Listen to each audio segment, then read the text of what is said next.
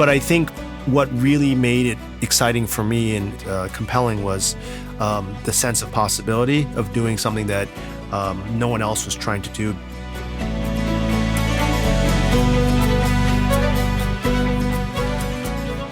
Alibaba employee number 52, Brian Wong.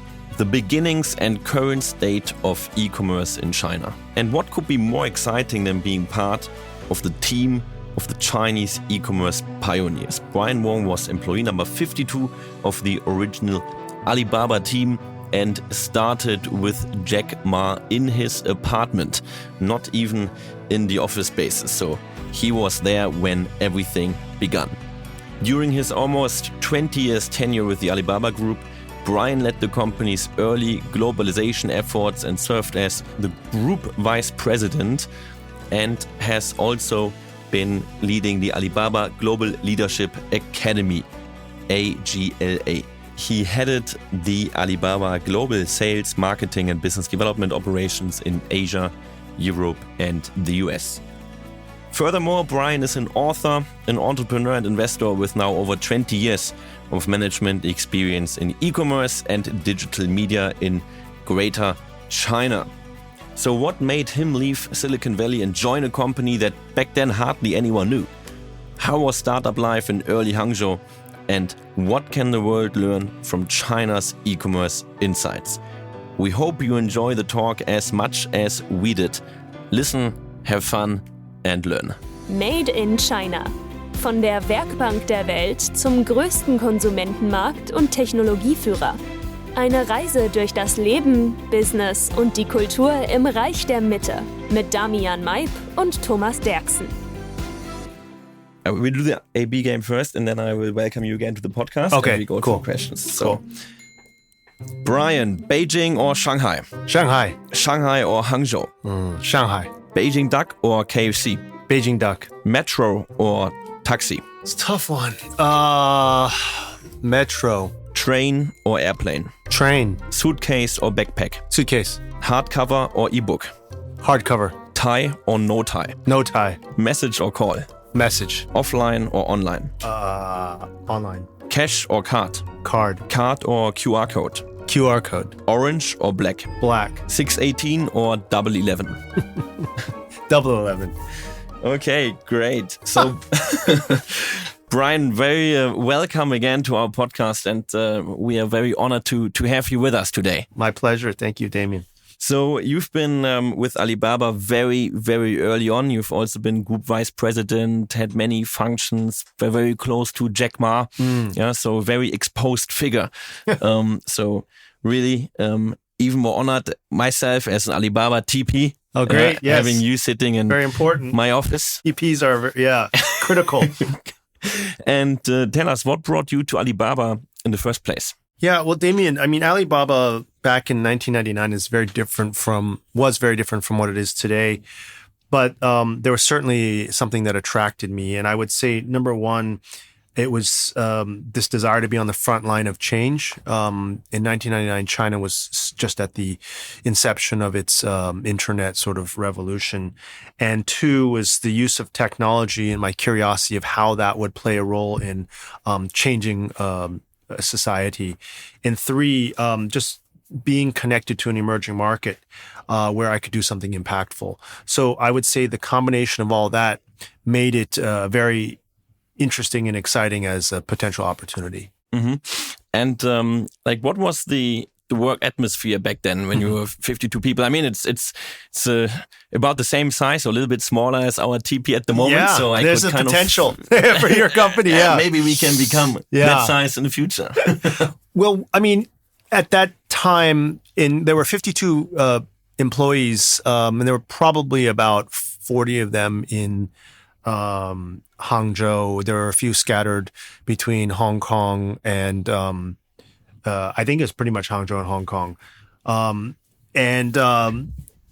It was very much like a family. I think everyone knew each other. Some knew each other for many years prior to that. For me as an American, I relocated from San Francisco to Hangzhou.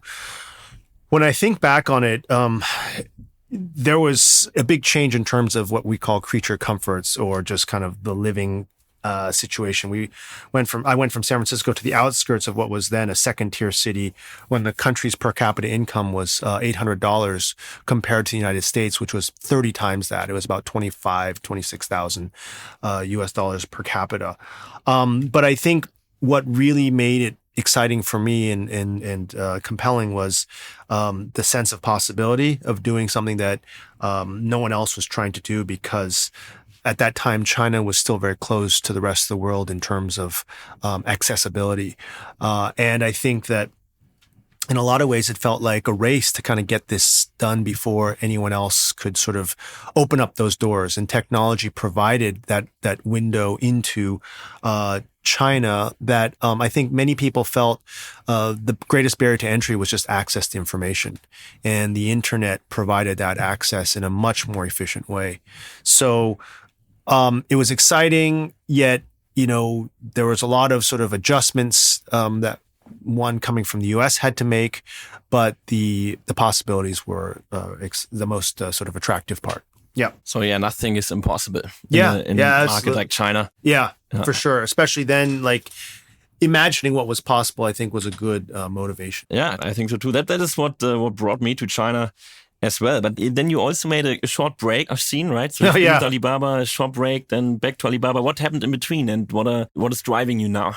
Well, so a lot of people ask, like, how could you have stayed there for 16 years? Out of it was like maybe 21 years of the company's existence back when, I left. And, I'm pretty honest. I say, well, it wasn't that easy. I mean, like you said, I left the company a number of times and kept going back. But for me, it was really testing this conviction of, okay, what do you believe is the most compelling and meaningful opportunity in terms of a life journey?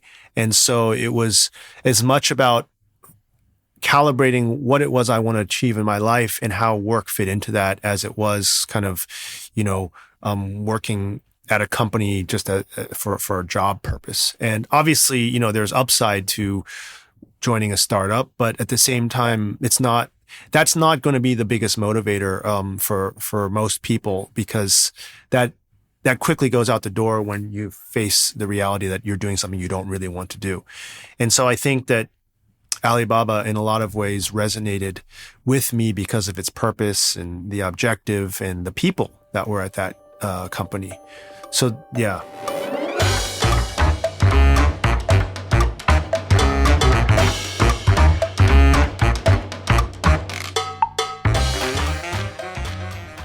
Well, now I see you brought a T-shirt for me and Thomas and Fabi, who you just met in our office, and it's funny that Fabi and you know each other. That's right. Because you were his boss. Yes, right. At Alibaba times.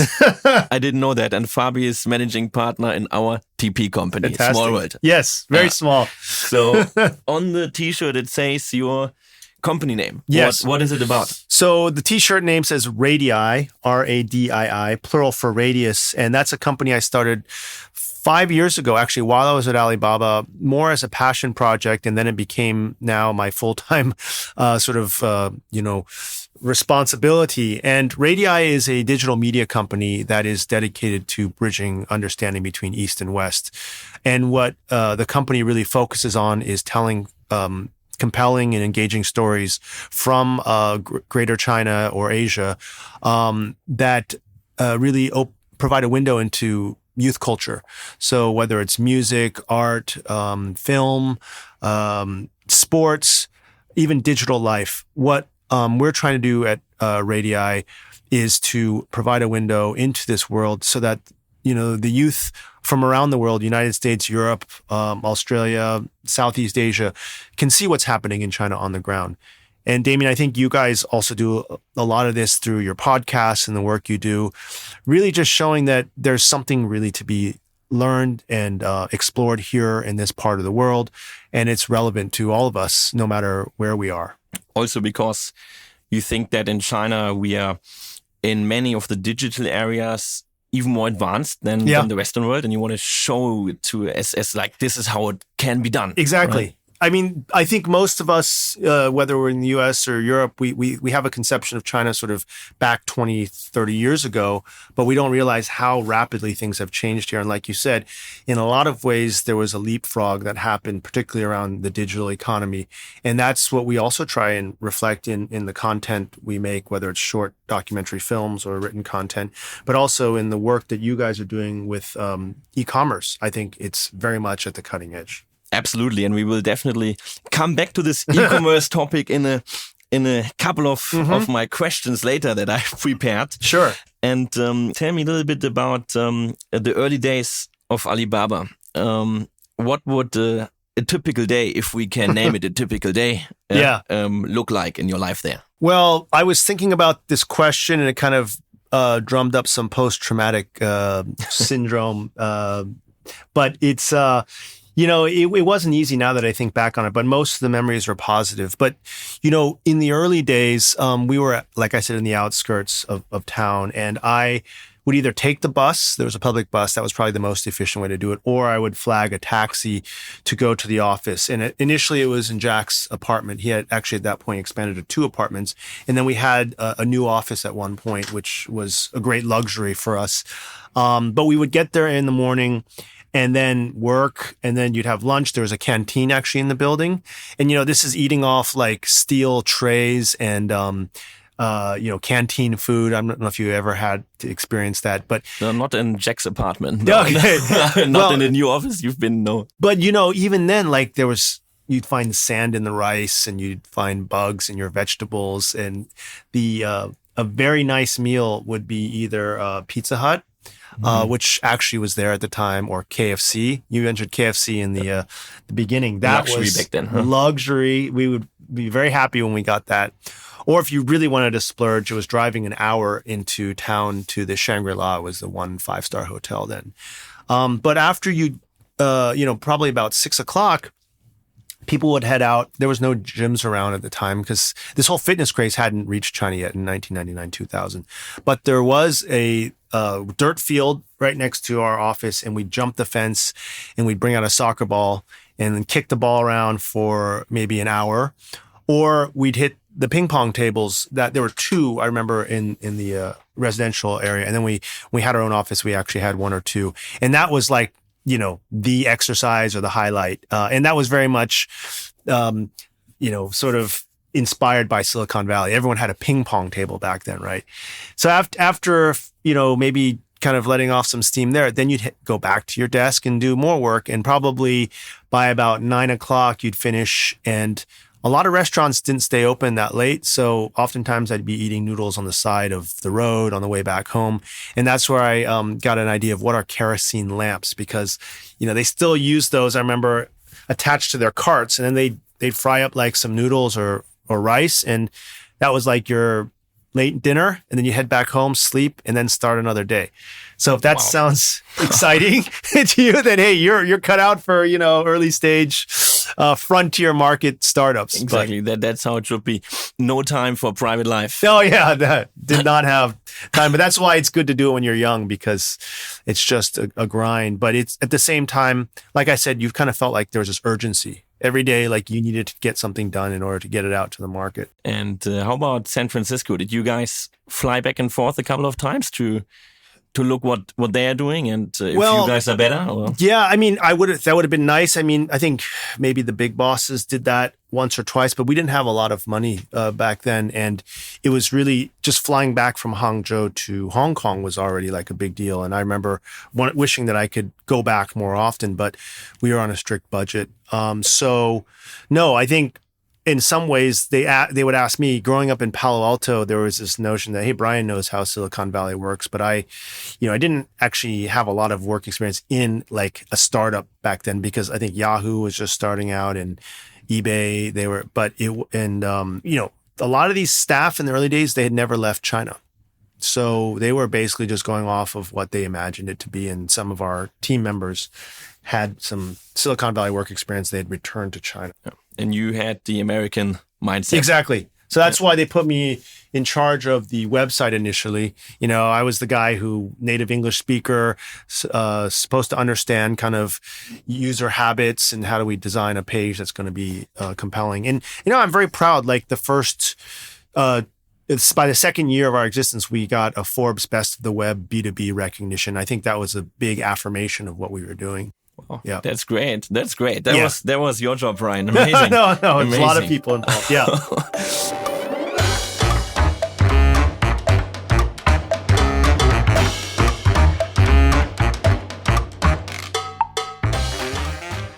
And tell us what does Alibaba have that no other company worldwide has? Yeah. What's Alibaba's USP? Well, I think that early on, Damien, the USP was really that Alibaba was providing access to a local market that was opaque and costly to access at that time.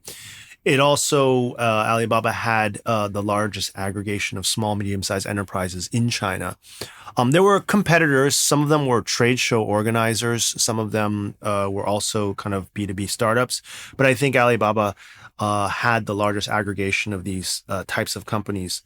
I think the differentiator, though, between those competitors and Alibaba was that Jack and the team had also built up a community where, you know, he was very much a cult of personality already in parts of China. And there was a trust factor because Jack was always talking about how we have to help the small businesses. So there was that sort of loyalty, I would say, to the brand. And then I would say that where those who were strong, the competitors who were strong locally, they were not strong internationally. And those who were strong internationally, the likes of like Commerce One, and there's a company called Global Sources, they were strong internationally, but they were not strong locally.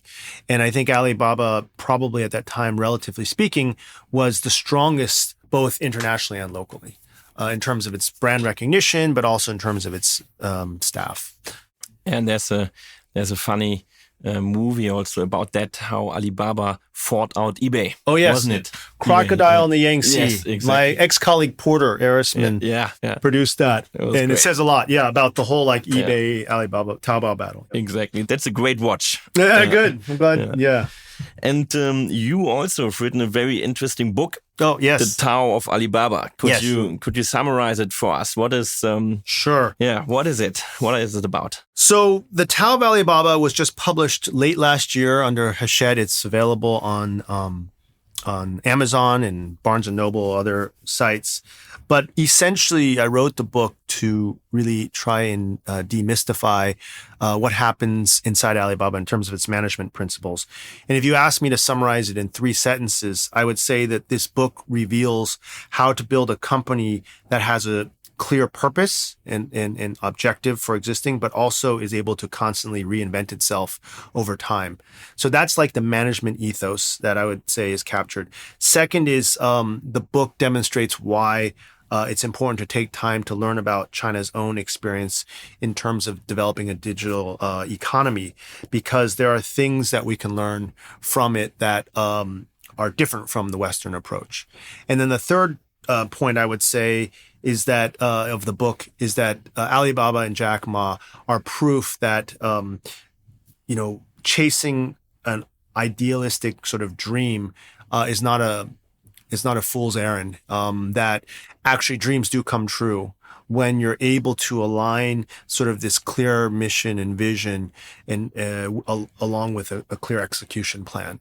And so I try and reveal that also to any entrepreneur or business leader who is interested in reading the book, because I essentially lay out the secret sauce for how to do that. And I think that in a world now that is far too, focused on the negatives of life, we need to remind ourselves there are positive things that we can do, and positive things that come out of business, right? And I thought that it was worthwhile to spend the time to write a book about this. Yeah, so I should definitely give it to all of our management We love team. that. Huh? Please. Yeah, I'm happy to sign. Yes, that would be good. And I just tried, usually you're just located 10 minutes from here. Yeah, that's right. So I got to bring a book by. And once I've got all the books, I walk over. Yeah. Okay, have it signed by you. And you at Alibaba, you've also done this Alibaba Global initiative, isn't it? That's right. Education, yes, internal and external. How does it work? So Jack had asked. So the first program I created was the Alibaba Global Leadership Academy, which Fabi is a graduate. I think he was the first class to come in. And that was a program Jack asked me to create to train the future leaders of the digital economy for Alibaba and beyond. And obviously, Fabi has, worked with you guys now to create an ecosystem that connects China and Europe. So that was the first program or academy that we created.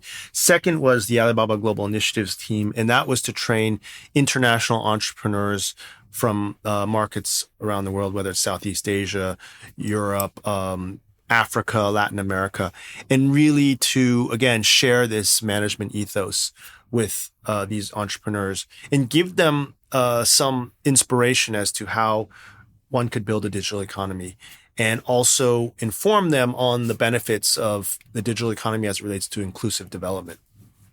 So what you realize, and I think this is the source of a lot of discontent in the world today, is inequity that has been created because of wealth distribution. And what we have experienced in China is that this digital economy can actually facilitate a redistribution of some of this wealth, particularly amongst what I would say underserved communities. So if you go to rural areas, and Fabi was part of this, and see what's happening in some of these villages, there are young people and old actually generating significant income for themselves using e-commerce. And these communities previously were left out of this whole economic development. And so how do you use the technology to connect them? In my book, I talk about hollowed villages. Most of these working age people would go to the cities and leave their children and their parents, which are the grandparents, behind. And that's a very sad state where you have these communities that are basically just hollowed out. Now people are able to stay within their homes in the villages and actually generate income by either selling the local agricultural produce, which then goes sold directly to urban markets, or they create new industries like what was previously maybe a pig farming community moves into DIY furniture, or they make outdoor equipment. And some of these are, and I'm not exaggerating here, like hundreds of millions of US dollars in revenue generation. And they employ more than half of the village by doing these businesses.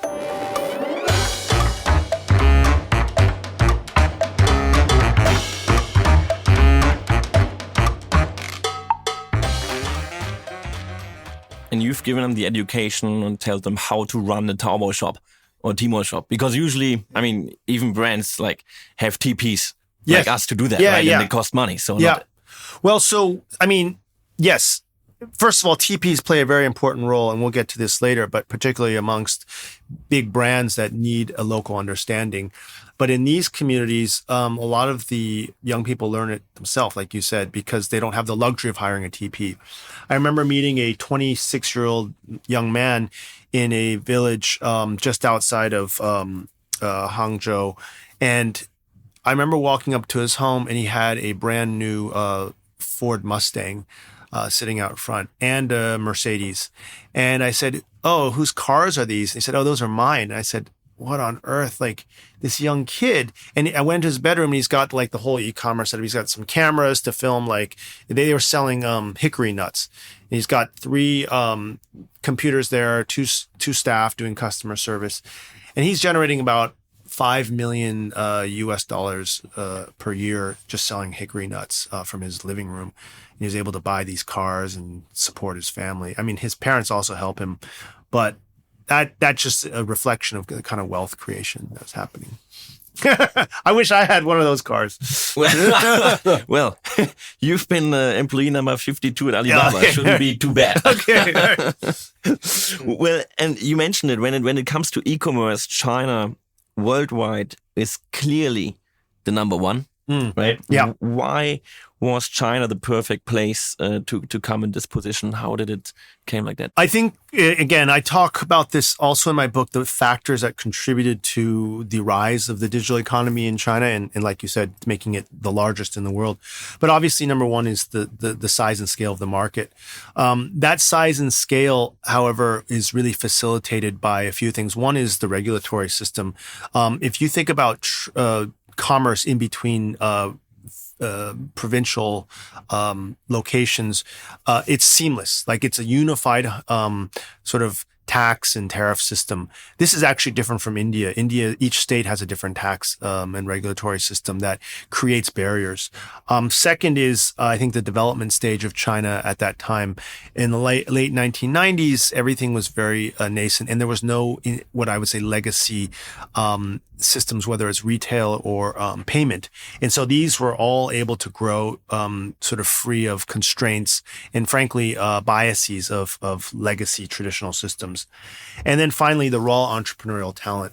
I think that despite what people might think outside of China, there is a strong entrepreneurial spirit in many parts of China that these individuals are willing to go to extreme lengths to create successful businesses, work hard, and also extremely creative in how they approach this. And so I think whether it's in Zhejiang province or Guangdong province, or other parts in Shanghai and other parts of the country, you see that entrepreneurial spirit coming through in how people are building these digital businesses.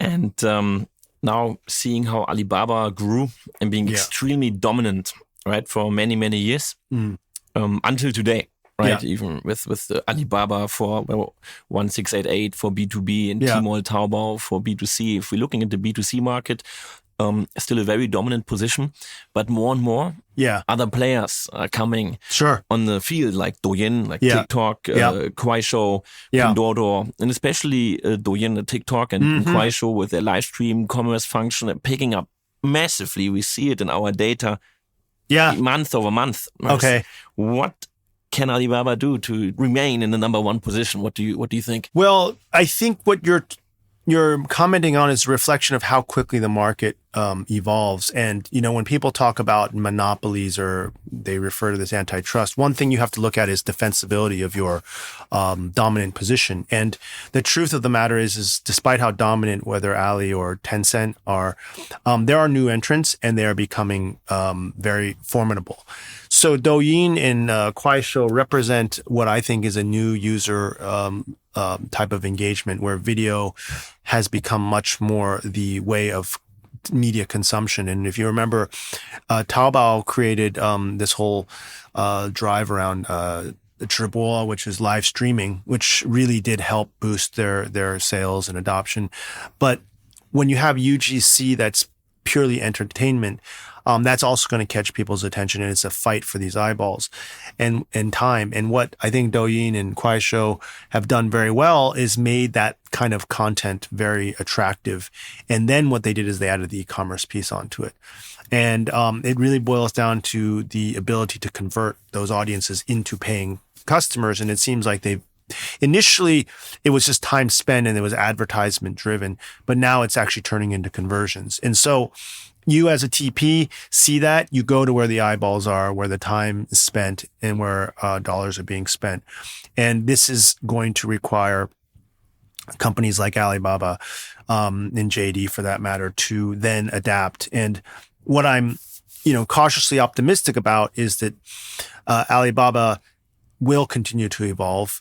It might be slower in terms of how it responds because it's a bigger company, but this is also reflective of why they've decided to restructure the company into 6 parts.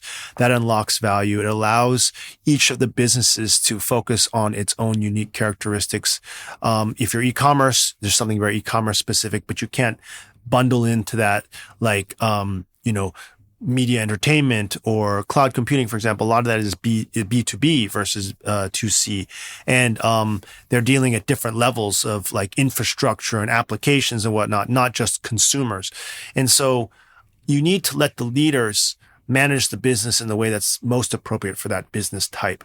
And this is like, this restructuring is just a reflection of what I talk about in the Tao of Alibaba, the need to evolve and adapt and recreate yourself.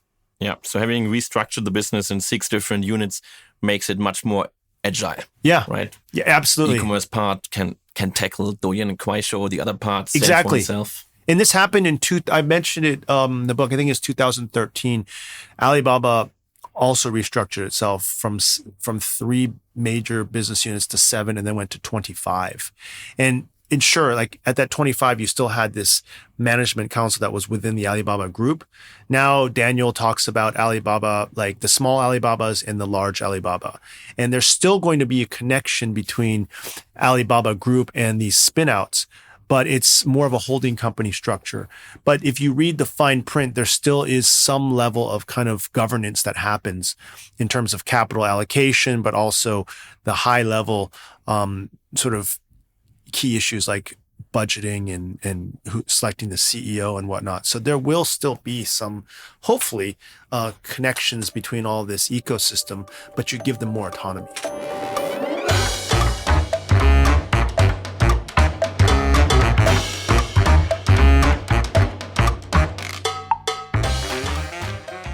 Yeah, I'm really looking forward to how that plays out. Yeah. And as you said, it's a very dynamic environment, and the Gen Z is maybe different to the prior generations. Yeah.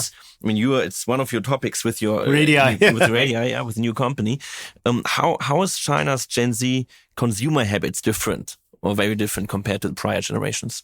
Yeah, that's a very good question. And in China, it's not just decades. It's like every 5 years, there's new generation that comes out in terms of the kinds of consumer habits.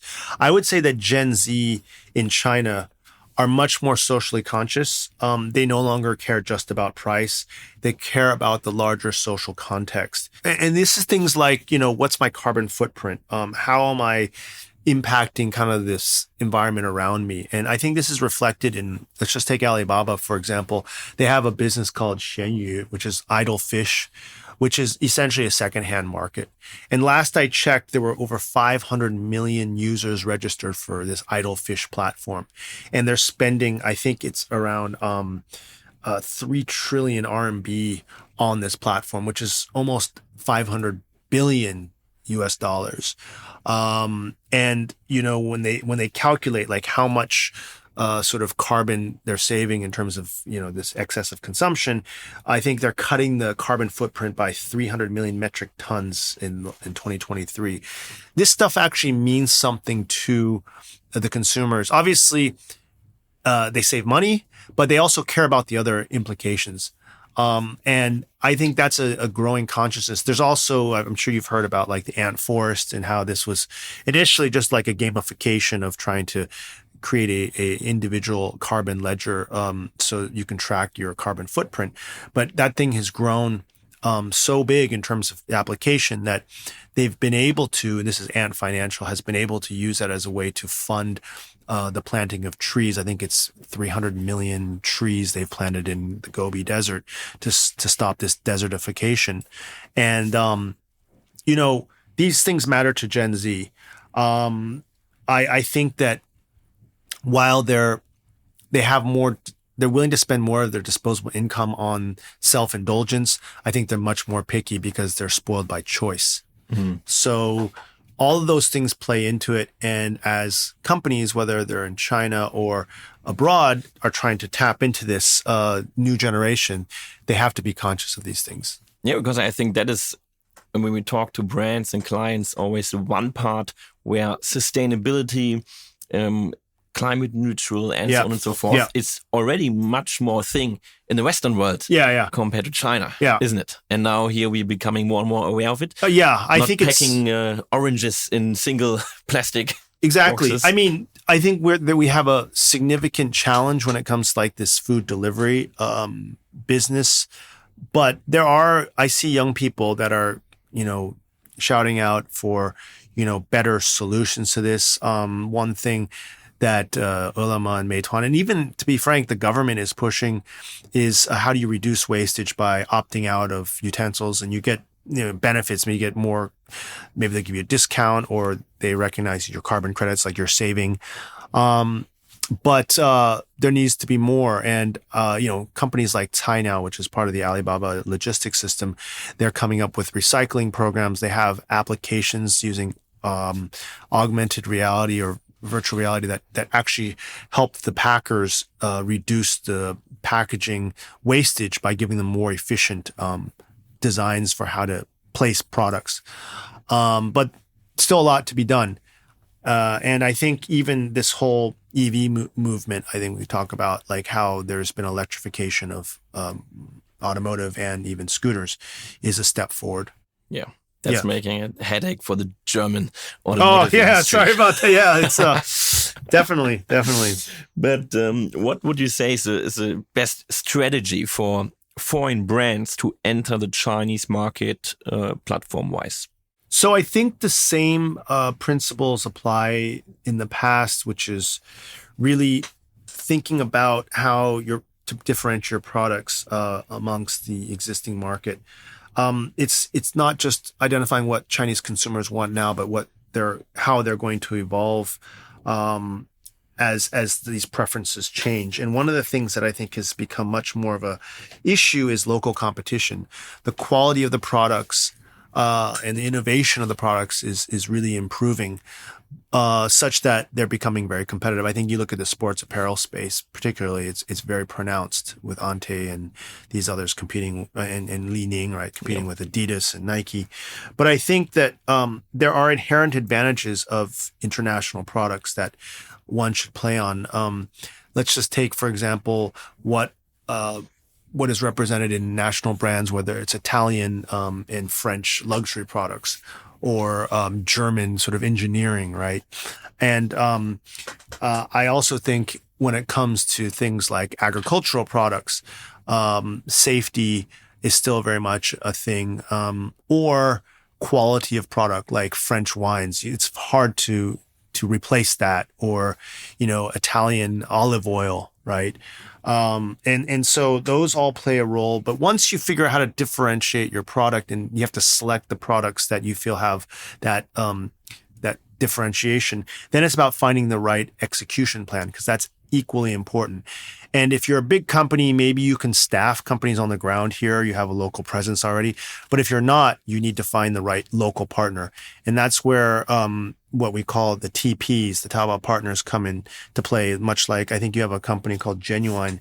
And you need to find partners who are experienced, they have a track record, and also have domain understanding in certain industries. This is becoming much more competitive, which means you need to know how to really play to those specific categories. And also within that comes understanding of the best KOLs and how to use them for best value for money, right? And I think even you guys as a TP are constantly evolving and innovating, because what worked last year is not necessarily going to be the best this year, because everything just continues to be more and more competitive. The margins shrink and you have to come up with something new. Right. Am I right? That's right. Okay. That keeps you awake in China. Non-stop. Obviously, you are keeping yourself very fit. Fabi said you look exactly the same as 10 years ago. You're very kind. Looking at me, I'm getting older and older. No. I want to live a long time for my kids. So, yeah. Yeah, that is good. Doing a good job there.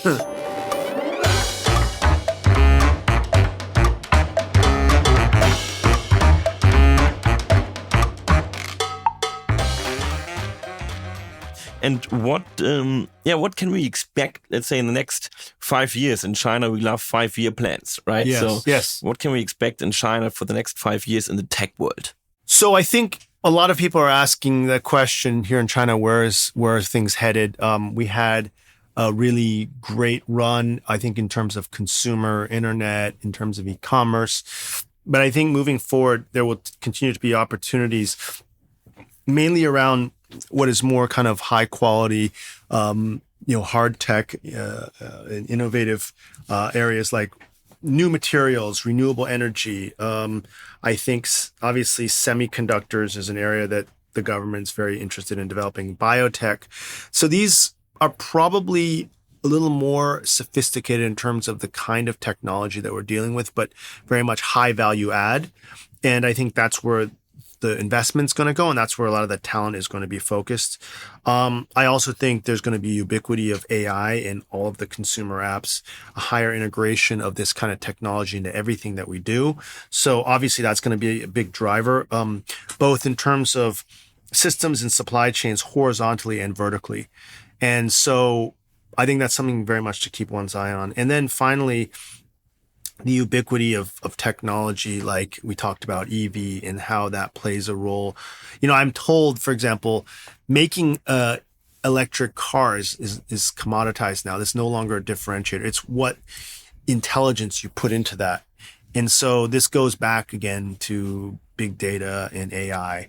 And so autonomous vehicles and robots, like how is this all going to evolve? I think that's going to play a role in replacing a lot of old jobs and labor, but then it's like, how do you make those things smarter? You mentioned EV. Yeah. EV is one of the big topics. I mean, the Chinese companies are just outstanding. Yeah, it's amazing how quickly this whole thing took off. And like you mentioned, like whether it's Germany or Japan or US, it's a huge, sort of issue for a lot of these companies who really were dominant in the combustible engine kind of phase. And it was, again, a leapfrog. Yeah, absolutely. Yeah. And can we buy more cars on Tmall in the future? I think you could buy anything on Tmall. Yeah. I mean, the question is, are people going to want to own cars? Like the reason, this guy who had the Mustang or Mercedes, I was a bit jealous, is because they're nice cars, but I haven't owned a car in 20 years. And I think the chances of that are going to be less and less likely as this whole shared economy evolves. And it's so much more efficient just to use it when you need it and not own it and have to maintain it. Yeah, that's true, because I'm thinking as a German, there's so many German car companies, there should be market for me to offer them selling their cars on Tmall. Huh? Yeah. So far, well, again, so think it's a matter of because German cars have prestige, they have a certain a status. And I guess it's a question of how to maintain that. Even if you have a ton of competitors in China, how are these brands going to differentiate themselves and really ride that positioning that they once had? Yeah. Right. That's going to be a key challenge. Yes. And then tell me, what do you think the world can learn from China? Yes. So, I mean, that can be addressed in, I guess, a number of levels, but I'm going to kind of derive this thought from my book because I called it the Tao of Alibaba, because I believe that kind of a cultural philosophy does play a huge role in shaping kind of how people think. And I think for me, growing up in America, largely a Western sort of culture, but also education, you'll read Aristotle and Socrates and a lot of the kind of Western philosophy that informs us. But then spending so much time, like 20 years of my life working in China and living here, I think it opened my mind to the fact that there is a distinctly sort of Eastern, and in this case, Chinese philosophy, Taoism, for example, in how they look at the world, a much more holistic perspective. And I think, sure, these elements exist in the West now in terms of environmentalism and whatnot, but Alibaba, as an example, has always thought of itself as an ecosystem and a part of a larger system. And I think that China also does see that in terms of, how this society interacts. And one of the things they really value is harmony, right? And so probably one of the most paramount drivers of decisions is how do we promote stability within this larger system. And I think that's one key learning about how to think about the world. I think second is, and so sorry to write on that, is how does like public and private sector fit together? How does China how does the Chinese government create an enabling environment then to enable the business sector to prosper? And I would argue that a lot of the early investment in infrastructure and the policies facilitated that. How that's changing now, I think is still only time will tell. But traditionally, what's been the approach is the government should create a stable, enabling environment and then allow these entrepreneurs to create on top of that. If it goes too far, though, in terms of extremes, maybe there's going to be an adjustment. And maybe that's what we're seeing with some of these policies, I think, like common prosperity and whatnot. And It's not perfect, but that's the thinking behind it. Yeah. The second is embracing contradictions. This is another Taoist approach, and I talk about this in the book, this yin yang idea. But it's not that one is right and one is wrong. It's that you have to have this constant flux and balancing of the two, whether it's, hard and soft, big and small, east and west, entrepreneur versus corporate, whatever that is. One of the things I learned while at Alibaba is how to actually embrace both, because Jack would always talk in these contradictions or these puzzles. And he'd say, Alibaba was successful because we had no money, no technology, and no business plan. And that sounds absurd, but then if you deconstruct that, there is some rationale behind that. And so I think embracing contradictions, it's not a zero-sum game, but that it's about this sort of balance of the two extremes. I think that is also something to learn from China. And then, I think that's would be my sort of takeaway in terms of what we can learn about China. Yeah. Very, very, very interesting points.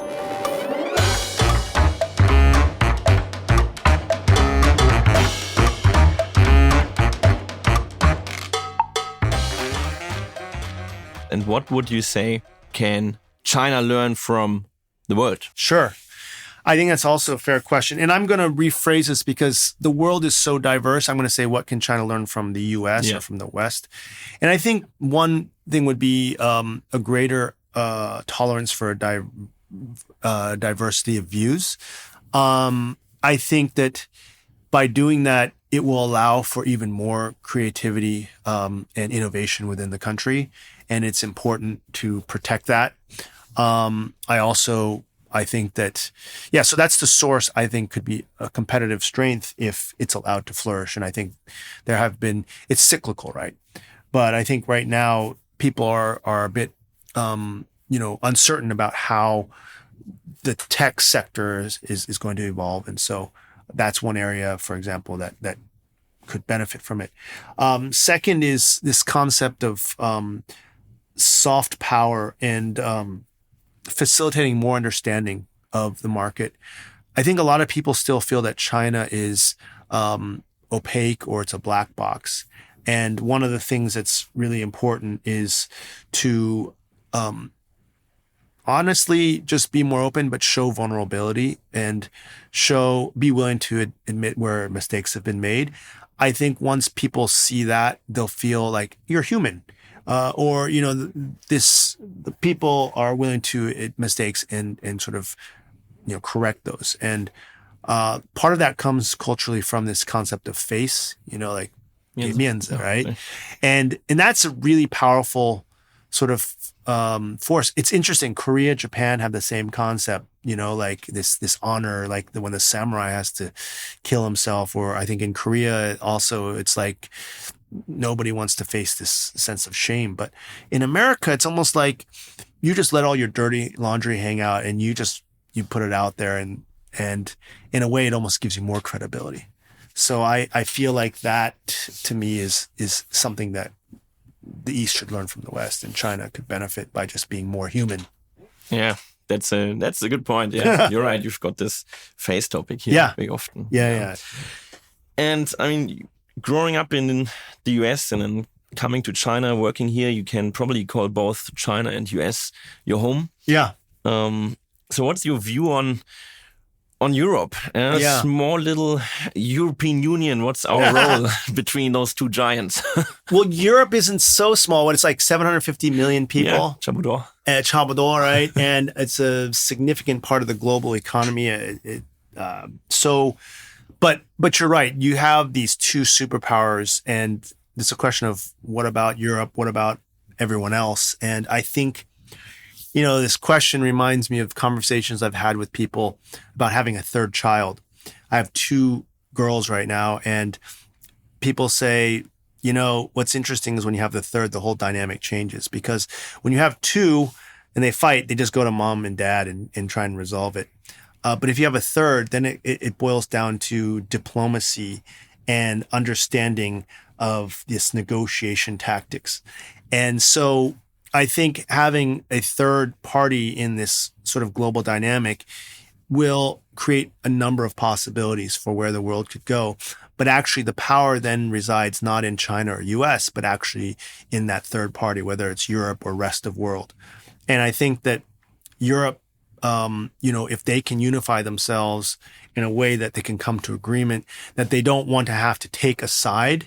Obviously, it's easier said than done because there are historic ties between, these different nations.